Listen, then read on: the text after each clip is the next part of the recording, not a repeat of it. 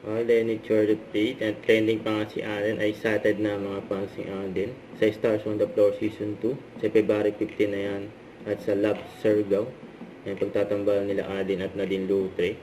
Ito during media interview ni Alden sa Stars on the Floor Season 2 at ang pagkikita ni Alden at Julian San Jose, ayan o. Nakapag-usap din sila ng saglit.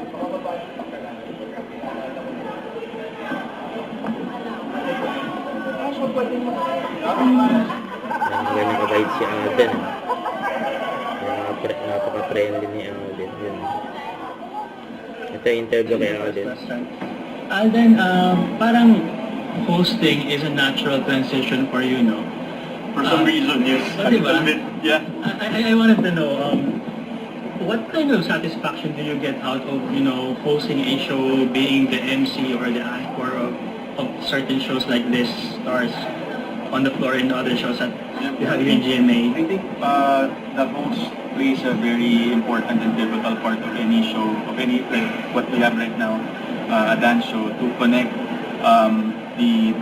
like for example, Stars on the Floor, the dance authority to the contestants to the dance authority, and the whole show to the audience as well. So I think being able to do that as a host po is very satisfying for me, na parang at the end of the day, whenever we get to finish certain episodes, na minsan nagugulat din, because first and foremost po, hindi naman talaga din ako, I was never really introduced in the industry as a host, but being able to be part of the longest of Ipulaga before, I think that really honed me a lot. I stayed there for 7 years.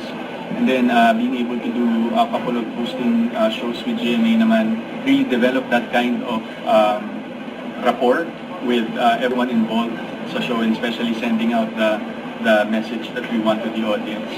So, sarap lang sa pakiramdam kasi parang ito yung breather ko. Of course, I do a lot of acting on the side. Not on the side, but as my main job. Pero with hosting kasi, it's like I get to play around different kinds of antics as well on how I can be candidly present in the show that I'm doing. Sorry. No, follow-up ko lang. You said that, I read somewhere, you said this is the best show you've hosted. Yes. What made it stand out? I think not for anything else. I loved all the hosting jobs that I've done in the past. But for some reason kasi, I get to learn a lot of things in terms of the art of dance in this show, na parang being able to showcase different talents of different groups of our industry, na napapalalim nung show yung understanding ko sa pagsasayaw. Hindi lang siya limited sa choreography, hindi lang siya limited dun sa music that's playing. It's really about dance is like telling a story, and syempre as the host, whenever they perform on stage, I watch them behind the camera. Nadadala nila ako with that kind of storytelling that they have po eh. So, it's a holistic show for me. I get to learn a lot, and I get to also showcase somehow my dance steps in this show kasi na-inspire ako with the things that I see on the stage eh. So, and of course, the comfort that the people that I work with actually magaan sa pakiramdam. So, still is one of the best shows that I've hosted. Ganda na sagot ni Alden. Okay, sa inyo tatlo.